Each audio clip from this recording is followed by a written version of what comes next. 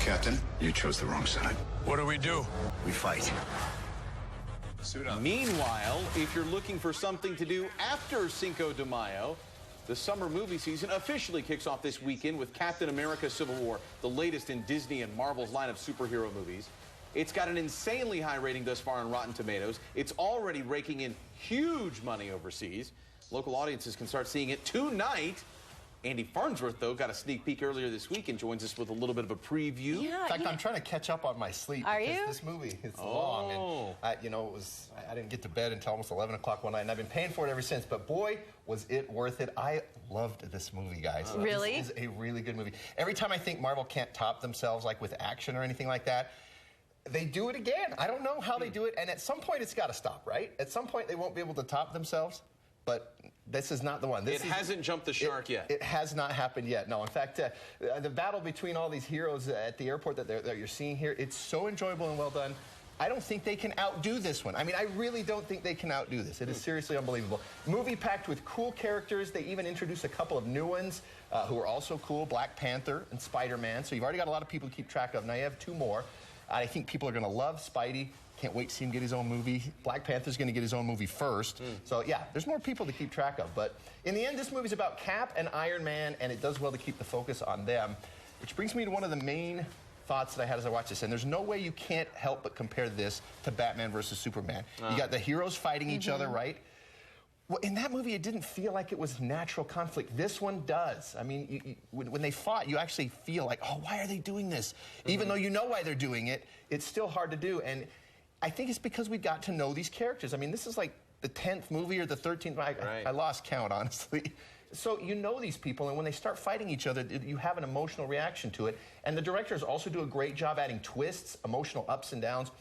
And they do well what comic book movies should have, which is a little bit of humor. To spice it up a little bit. Well, you know, it gets tense sometimes. I mean, you're watching people you like fight each other. Imagine a family dinner where everybody's fighting, then somebody tells a joke and it really relieves the tension. That's what this is like. But they also don't shy away from consequences of the heroes' actions. In fact, that's kind of a key plot point for the movie.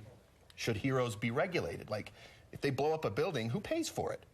If the government pays for it, someone in the movie's finally thinking about that. Exactly. If the government pays for it, shouldn't the government have some control over the people who are making it? Right. So that's kind of goes to it. But like I said, the things I loved was action. It was amazing. But here's a couple warnings. It is long, 2.5 hours. That is long. I will say this though. For being long, it didn't feel like you're not like, oh my gosh, I can't believe this is still going on. Well, people, that's I what they didn't said want with the Batman story to Superman, end. right? Is the beginning really kind of lagged? And yeah. Well, in this one, they set it up. The beginning of this movie is a little bit slow because they got to set up where they're going with it. But it doesn't feel long. Like, I actually enjoyed it, and I didn't want the story to end when it was over with. And, I mean, this was a story that I really loved in the comic books. And they do it completely different in the movie. So that's my heads up for the nerds like me. This is not the story that you're used to reading. They do it differently, but it fits with the changes from what they've done in the Marvel Universe. But a very solidly entertaining movie. Don't get the jumbo drink before you go. Make sure you hit the restroom before the movie starts.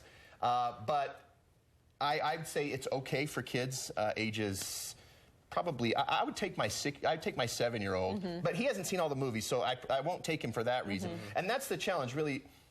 If you haven't watched the other movies, it's hard to jump on to this one at this point. I mean, remember, 10 to 13 movies, that's a lot of backstory. Yeah. You can enjoy this movie for sure, but you gotta have some of the backstory. So, you know, see at least the Avengers movies and maybe one of the other Captain America movies. A lot of people to keep track of. But having said that, I loved it. I'm glad it was great. Ant-Man is in it. And I liked it better than last year's Avengers, and I liked Avengers a lot last year, if you guys remember, giving it 3.5 out of 4 stars, and I think you'll enjoy it. You're a Marvel movie fan, right? I like it. And Andrew, you're kind of, you just haven't really watched one. I watch them here and there when they usually come out to like TV or whatever. But again, Spidey in this movie. That's good. He finally gets to join the rest of the Marvel superheroes instead of being in his own universe. So. All right. All right, guys. Now give us a rundown on the traffic. All right. You know, that's actually a lot easier to do.